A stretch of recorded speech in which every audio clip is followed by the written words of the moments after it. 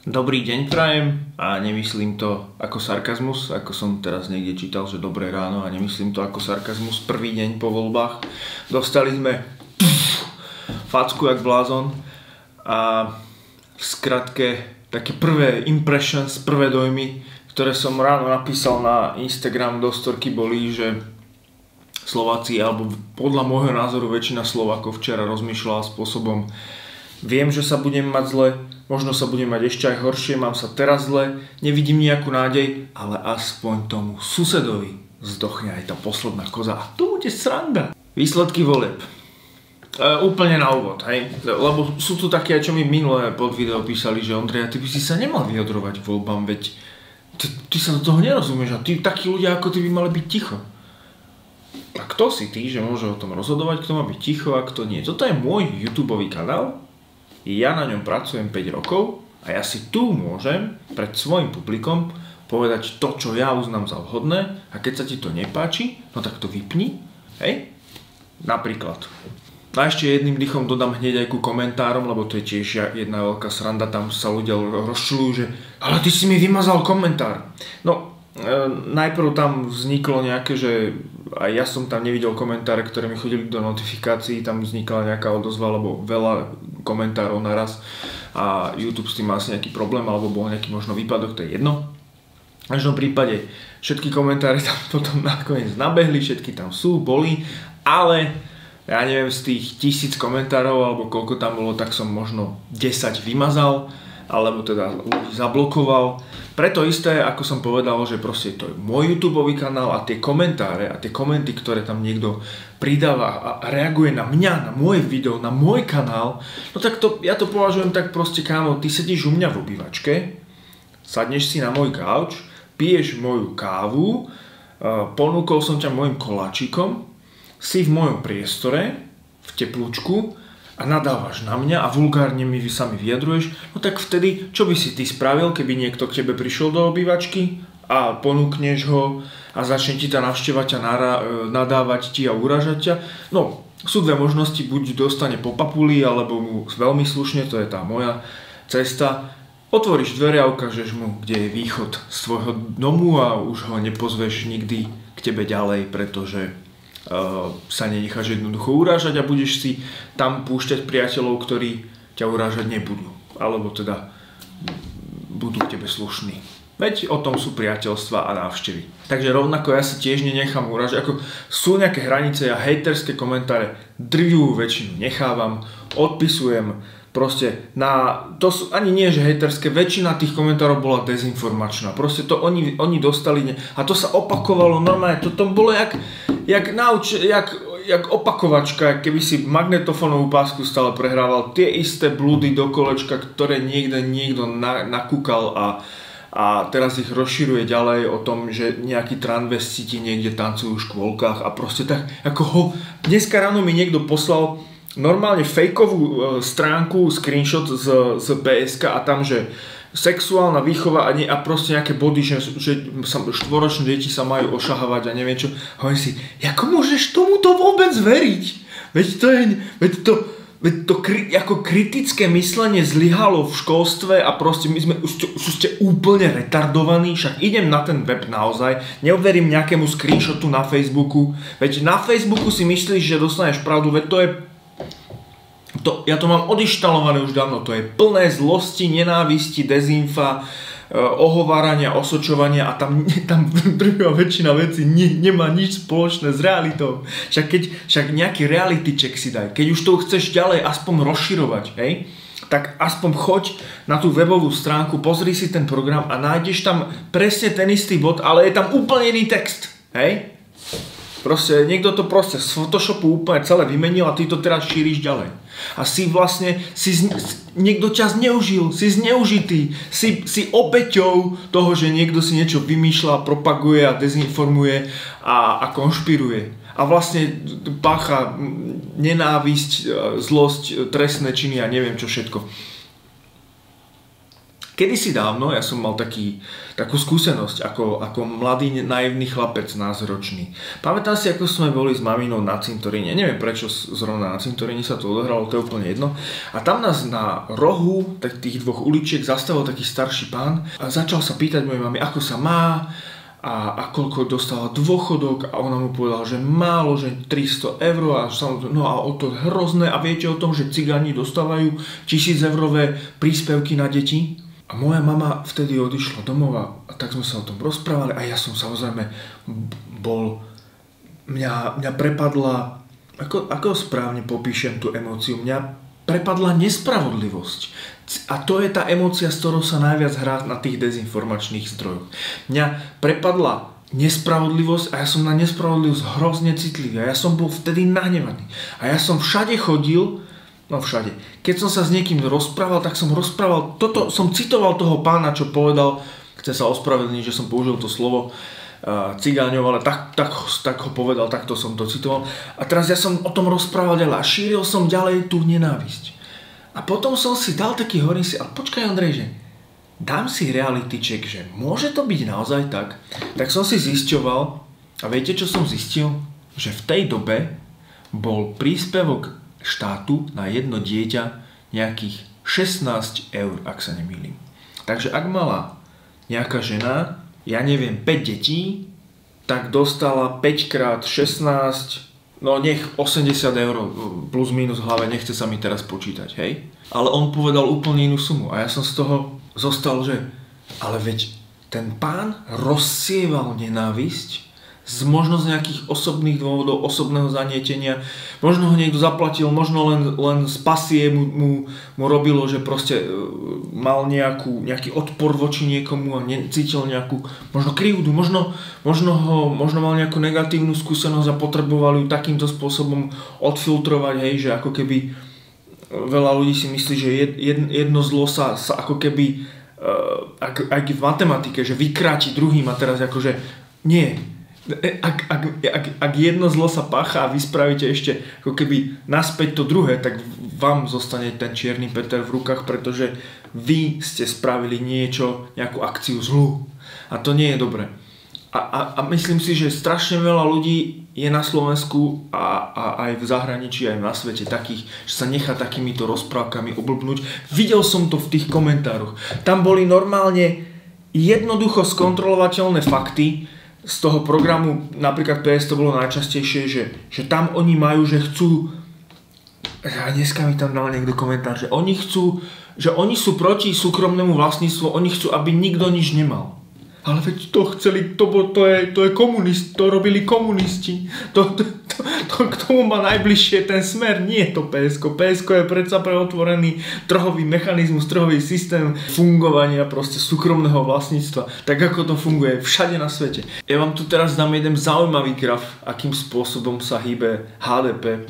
HDP je hrubý domáci produkt, väčšinou počítaný na obyvateľa. To je koľko je ako keby výkon ekonomiky daného štátu.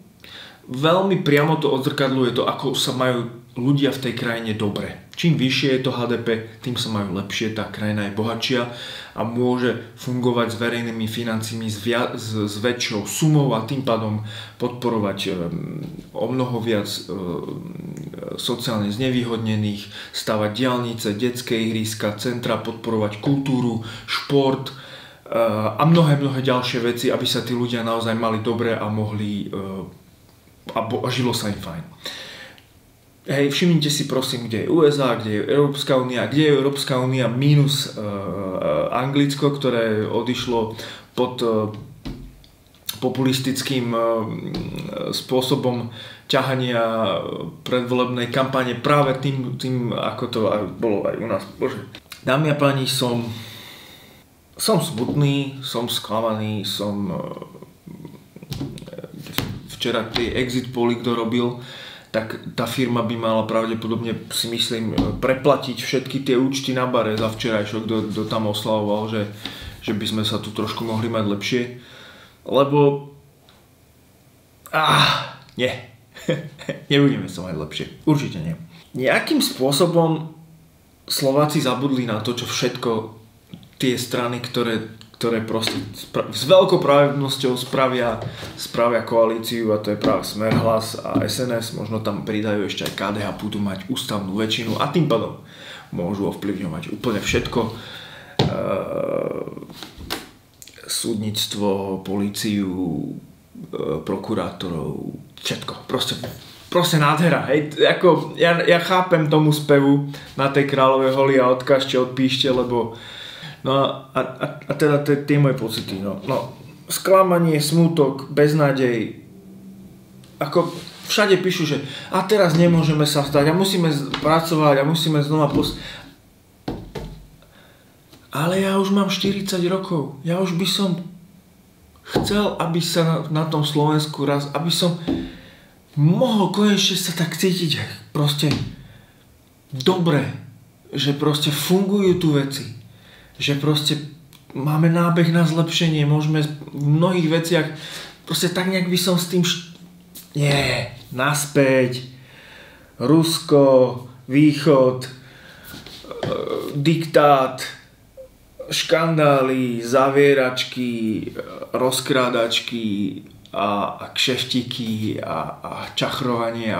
Ja musím veľmi naozaj smeknúť klobúk dole za to, čo dokázal Robert Fico so svojím politickým marketingom. Ja človek od marketingu naozaj vzdávam hold. Takto by marketing mal fungovať a takto nás to vlastne učili v tých príručkách o tom marketingu, čo vlastne ten marketing je. Marketing totiž robí to, že predáva veci, ktoré vy vôbec, ale že vôbec nepotrebujete. On vám ako keby vytvorí potrebu umelo. Hej? Úplne základná marketingová príručka, alebo taký ako vzorček, jak sa tomu v škole povie. Že učíme sa tie frázičky, poučky. Učíme sa poučky, žena príde do obchodu, vidí tam rúž na pery. Potrebuje žena ten rúž na pery? Nepotrebuje. Ale čo potrebuje ona? Čo chce byť? Tak tam všade sú krásne plagáty krásnych žien. A tej žene sa vytvorí potreba, ja chcem byť taká ako ona, tie krásne ženy, a oni tam majú všetky narúžované pery. No tak si musím aj ja kúpiť. Predsa veď nemôžem byť ja, tá chudiera, tu jediná, nenamalovaná bez toho rúža. No tak si kúpi ten rúž a odchádza a kupuje si nie rúž. To je úplne jedno. Ona si nekupuje nejaký kus nejakého umelého vosku s niečím zmiešaný farbivo blbosti, neviem čo obsahuje ten rúž. Tu si ona nekupuje. Ona si kupuje to, že sa chce cítiť krajšia. A takto to presne funguje aj v tej politike. Takto to zvládol na jednotku. Ten comeback bol úžasný pre mňa, pretože pred pár rokmi, pred niekoľkými desiatkami mesiacov Robert Fico mal preferencie na úrovni ledva do parlamentu. A teraz znova, a už ho všetci odpisovali. A on znova prišiel, vrátil sa, vyhral voľby.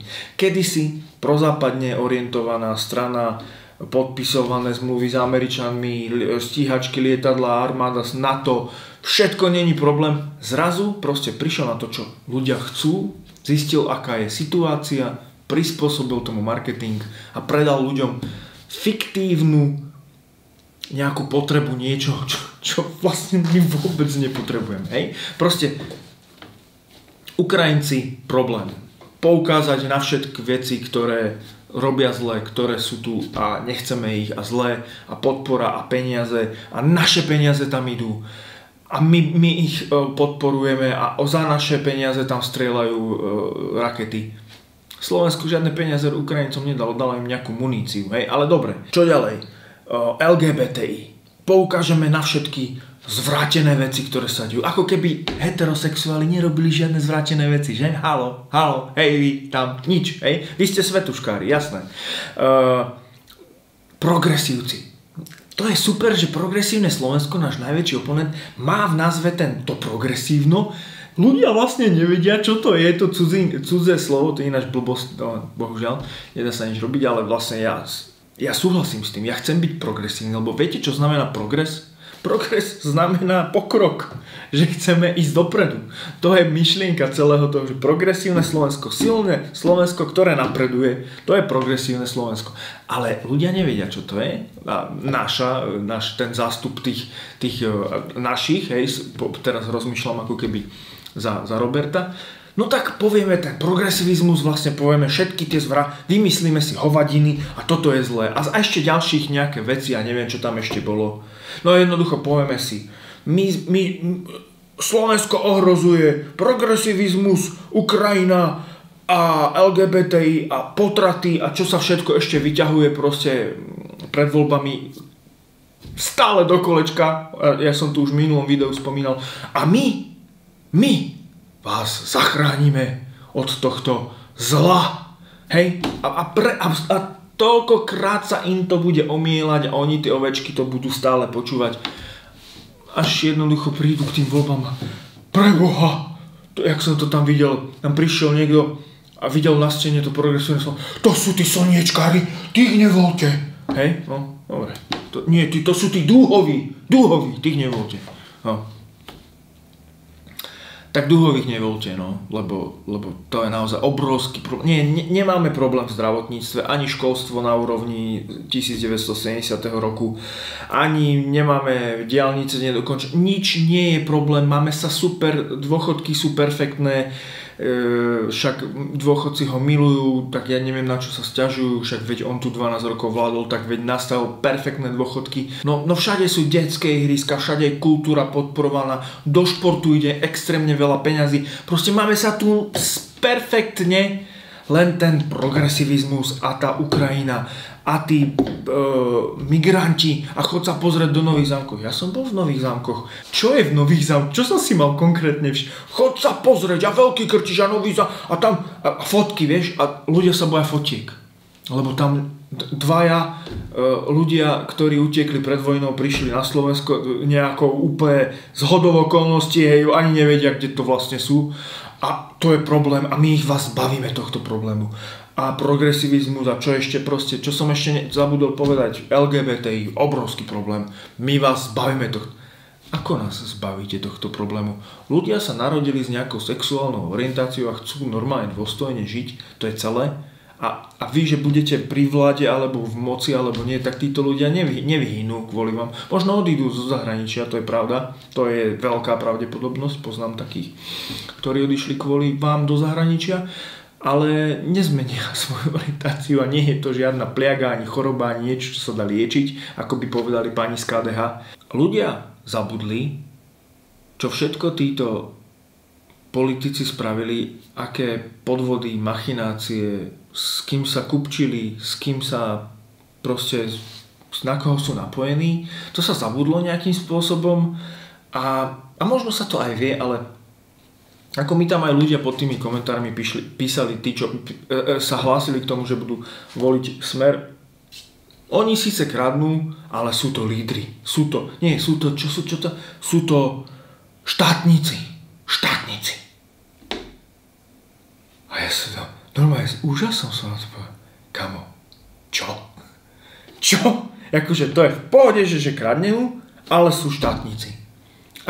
Ja mám z toho taký pocit, že vlastne my sme ako na Slovensku z toho komunizmu boli zvyknutí, že všetci si vo fabrike niečo domov ako čorknú, že to je normálka, tak veď však je normálka, že aj politici kradnú.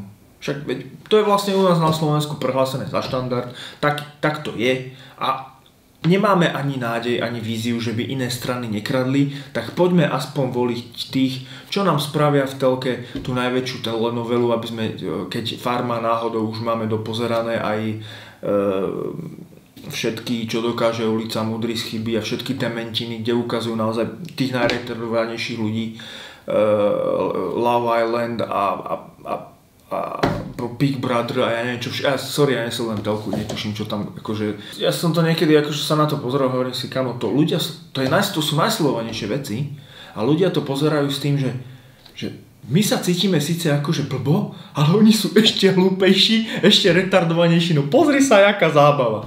Takže ľudia proste, naspäť k tej myšlienke, ľudia proste si povedali, že však všetci budú kradnúť, tak dajme aspoň tým hlas, čo tu narobia poriadnu reality show v tej telke a nech tá Ukrajina sa vyhladí. Budeme sa na to pozerať, jak všetci boli historicky fascinovaní z toho, jak bol vypálený Rím, tak budeme teraz pozerať, jak vypália tú Ukrajinu. A vystúpime z NATO a z Európskej únie a naspäť koruny ešte by bolo dobré, to už by sme ako boli, kámo.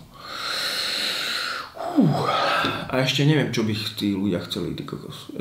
Ešte tam boli také ako veci a to už nebudem tam pána, čo tu chcel narobiť poriadok citovať, lebo to už nemá zmysel ani podľa výsledku, chvála Bohu, lebo im všetky sa tam podávali si tam ruky v telke, rozumieš, tí dvaja, nakoniec im celý rybník zobrali proste, lebo išli si zober, že ten politický marketing dokáže ten človek tak zmeniť pod tlakom nejakej hrozby, nejakého, že naozaj by sa mu mohlo vrátiť v nejakých medziach to, čo tu napáchal, tak proste tak veľmi mu na tom záleží a tak veľmi sa asi boja toho, čo by tu vzniklo, a oni teraz samozrejme vo veľkom budú ďalej zahladzovať stopy, že proste ešte aj tých extrémistov najväčších, ktorí tu boli, tak ešte ich oni prehlušali.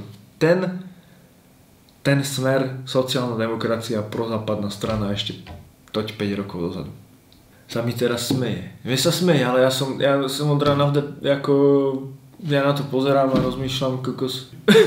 Ako som to aj v tom videu hovoril, lebo niekto mi tam písal, a dokonca môj kamarát mi hovorí, že Hlas nikdy nepôjde so Smerom, to sú diametrálne odlišné názory.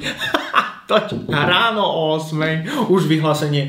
Ponúkli sme sa pánovi predsedovi víťaznej strany ako druhá najsilnejšia strana ako silný koaličný partner. Kámo, ja som to ani nesledoval, že by to niekedy povedal, to možno zase niekto akože dával iba hoaxy, aby sa volilo táto strana. Volili, tí, čo všetci volili Hlas, volili vlastne aj Smer. Tak, jak som to povedal v tom predchádzajúcom videu, tak toto krásne bude. Smer, Hlas a SNS, ako sa tam SNS mohla dostať, kam? Čo ti šibe? To akože, no to by som sa ja stavil o bedňu whisky, že tak to teda určite nie. Akože náhodný generátor slov, ktorý, ja neviem, kto ich volil? Ja neviem. No, Smer, Hlas, SNS a ešte keď zoberú KDH, ešte majú aj ústavnú väčšinu. Kámo. Parádička. Takto s nami vyfajčili za krátky čas. No. Ja neviem, no. Akože to, že to tak naozaj skončí, či už s tým KDH alebo bez KDH, lebo KDH vlastne môže zase skončiť len taký fackovací panačik, že oni ich vlastne nezoberú, a možno ich zoberú, aby im proste akože budete skákať, ak my budeme pískať, alebo sa iba dohodnú, že tuto my vám zahlasujeme za toto a vy zase za tie cirkevné veci a tie potraty a neviem čo všetko, a hlavne nie partnerstva, lebo to je skáza ľudstva, kámo. Keby sme mali registrované partnerstva, koniec. Naozaj, to by bol koniec. To je určite jasné. Čiže takto tu budeme bačovať ďalšie 4 roky. Nepredpokladám, že sa niečo výrazné stane. Takže, ako hovorím, no mne sa čakať nechce. Akože ja som z toho znechutený a som si tak hovoril, že ak sa dostanú k moci extrémisti, čo som teda najviac považoval dve strany, a to bola ten pán, čo mal na tých billboardoch ten poriadok. Čo som vždy v nemom úžasne na to pozeral, že čo, aký poriadok. A potom ešte tí s tými zelenými tričkami, ale tak tí, chvála Bohu. Tí jedni zožrali druhých a tých druhých zožral Fico, kámo. Toto je, proste, to nevymyslíš, to je Slovensko. No, čiže ja som hovoril, že keď títo extrémisti tam budú, že určite sa odsťahujeme. Teraz to je také, že vlastne sú tam ešte väčší extrémisti, ale oni boli extrémisti v kampani. Ako to tu naozaj bude, no ja si myslím, že oni budú ako proforma nejako vládnuť, popri tom vlastne budú robiť tie veci k tomu, prečo vlastne spravili, čo spravili, zmenili, čo zmenili a proste, hej, vieme dobre. A si myslím, že vlastne nejaké zásadné, zásadné zmeny asi ani neprídu. Nepredpokladám, že by sme vystupovali z NATO alebo Európskej únie, nepredpokladám ani, že sa nejak výrazne budeme vetovať názory na podporu Ukrajiny.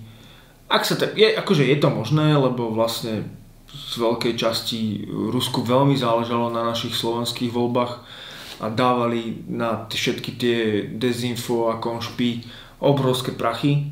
Akože preto toho je aj toľko a preto to sa na to na vás valí z každej strany a máte pocit, že toto je tá pravda a to je jedno. To nevysvetlíš. A možno budú trošku držaní za gule. Otázka, že kde to Rusko pchalo tie prachy, konkrétne ku ktorej strane, lebo si myslím, že tá strana nie je v parlamente. Aké tam budú väzby a čo sa bude diať, no uvidíme. Akože je možné, že časom budem tak veľmi znechutený, že proste sa na to nejako vyprdnem. Buď to prestanem sledovať, alebo odídeme niekde, kde to vôbec nebudem sledovať, kde to roky funguje a hotovo. Čiže toľko, no. Takéto sú moje pocity z volieb, no. Včera večer som tam videl to PSK prvé, tak som si říkal, ty kokos, naozaj, že proste, my by sme sa mohli naozaj by sme to mohli dokázať, že by tu mohlo byť lepšie. A nie, no. No, sme tam, kde sme aj boli. V Rici. Čaute.